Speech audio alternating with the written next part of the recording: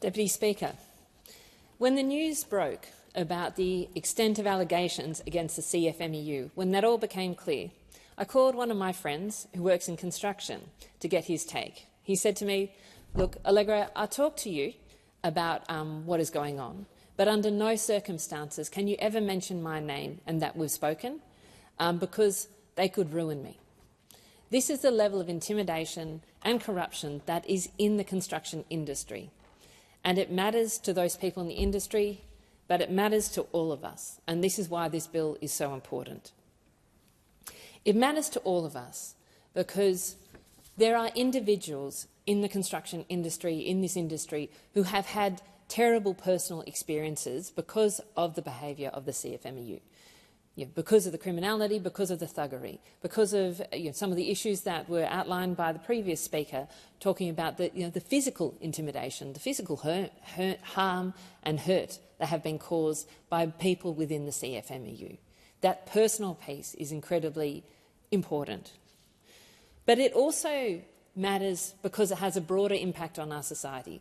Because if there are businesses in this country, who cannot operate as good, decent businesses can because of corruption, because of threats, because of thuggery, this is a concern to all of us and is a potential contagion to other sectors of the community. This sort of corruption and behaviour, it has no place in any Australian industry. But finally, it matters because construction is critical to this country, and it's critical right now, really at a time probably more than ever. This is a time that Australia has an acute housing shortage. We know that the future of this country and the future of generations behind us having a fair go, having a chance of owning a home or bringing up their kids with stable housing depends on our ability to build the houses that we need. We know that this government and governments around the country are spending tens of billions of dollars on public infrastructure, public money.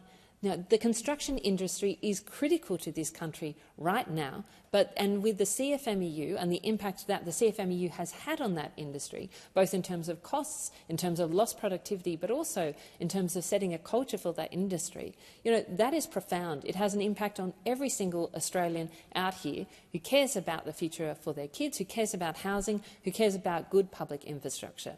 It matters to all of us. So why do we have to have this bill? Well, frankly, it's because the CFMEU has forfeited the right to clean itself up. The insidious behaviour of union officials and the iron grip that they have wielded over the construction industry for decades appalls me. I'm also going to be moving an amendment to provide an extra layer of security on any appointments made by the independent administrator. But I supported the adoption of an independent administrator because I could see no other way for us to really have a root and branch reform of the CFMEU. It has to start here. So it's critical that we start here. I also want to acknowledge and to highlight my support for the opposition's amendments that they negotiated in the Senate. There are a really important range of amendments there, and they're ones that I thoroughly support. So I support this bill. It is critical and it's important. And as I said, I've put forward an amendment, some of which, the spirit of which I think the government has mainly picked up, but still I believe could go further. But the question really is, for me, is this enough? Is this bill enough? And this is where I absolutely say no, and this is where I will be holding the government and the whole parliament to account to truly deal with the issues that face the construction industry, because it is the time now that we got rid of the problems facing the industry once and for all. And look, I want to raise two areas of why I believe that this is not enough. Firstly, because we have had, I think it's now 4 royal commissions into the building industry since 1982, with a combination of 11,500 pages worth of findings and recommendations in terms of how to improve the construction industry, and particularly the unions within that.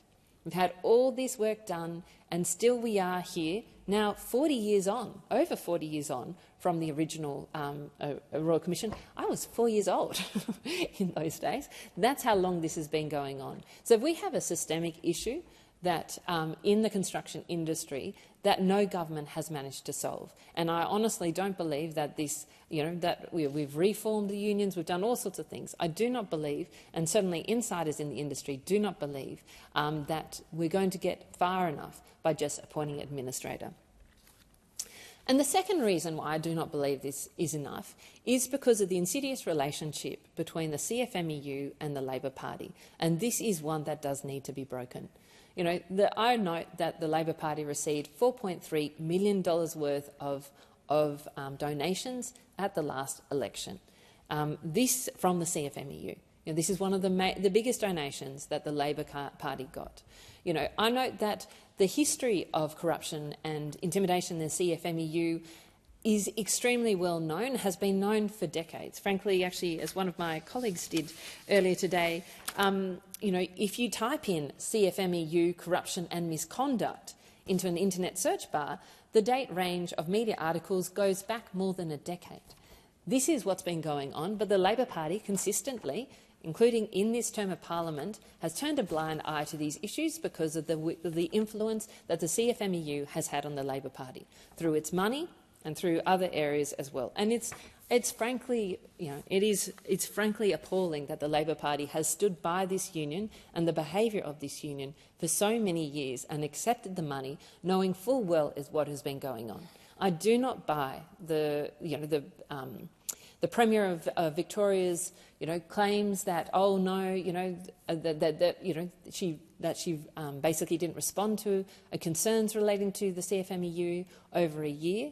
I do not buy the faux outrage that we have seen from the Labor Party on this issue, saying, "Oh no, what a terrible situation. We had no idea. Wow, we really need to clean this up." This has been something that has been hiding in plain sight, and the Labor Party has not wanted to deal with it.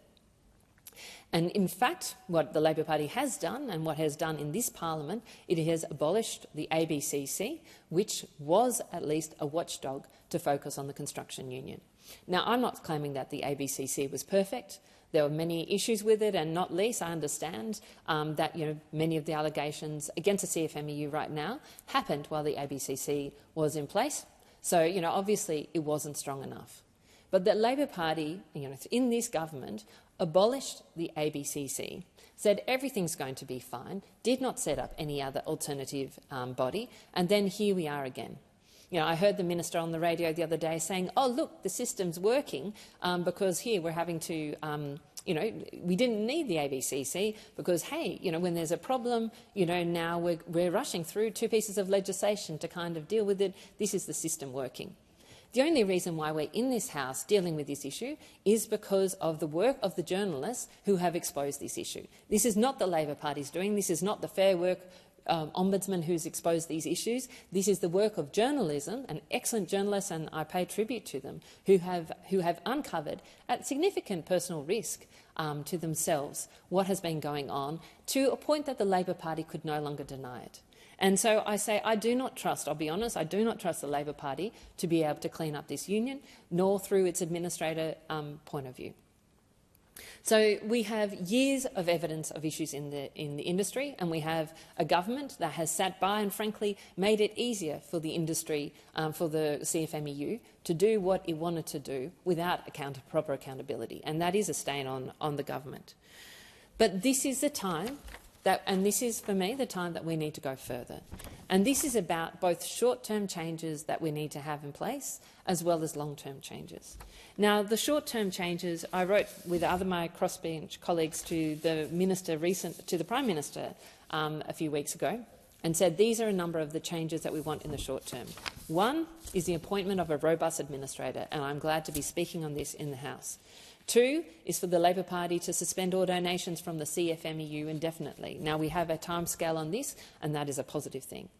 But 3 and 4, we need the resourcing to support police at different levels of government to conduct thorough investigations involving the misuse of public money, abuses of power in the union, and fraud by actors in the sector. And so we need to make sure that the police are there as part of these investigations. And finally, a commitment by the federal government to withhold infrastructure funding from projects until states can show evidence that they are dealing with potentially criminal activity in their, on their building sites, the stuff that we are funding. I think those are what we need to do in the short term. But I'd like to finally come to the long term. And the truth is, as I said, we've been concerned about issues within the construction industry for 40 years, and probably before then, but that's just, you know, the Royal Commissions. The question, and I think the opportunity now is, can we, in this House, come up with a way to fix this for the long term so that workers are protected? And I want to acknowledge that construction is hard work and it is dangerous work, and workers do need protection. I think that is important. Workers need protection, you know. But also, you know, they need representation by people who are not trying to intimidate, who are not, I think, you know, thugs. They need proper representation.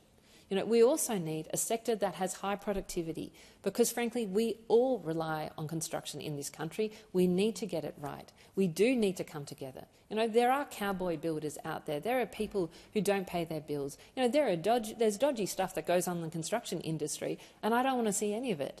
There is an opportunity, and I think it is a bit of a once-in-a-generation opportunity, to try and clean up this industry for all. And this is where I part ways somewhat with the opposition. You know, the opposition wants to reinstate the ABCC. I support that. I never voted. I voted against its abolition. But the truth is, if we play politics again, you know, we will not get a solution. Because, you know, I acknowledge while the ABCC is better than what we have at the moment, which is nothing, it also didn't fix things. The opposition was in power for almost 10 years. We still had these problems in the industry. And it's because of the political football between the major parties on this issue that has created, over a long period of time, this situation where, you know, the pendulum politics, someone comes in, you know, they abolish it, somebody goes out, they bring it back.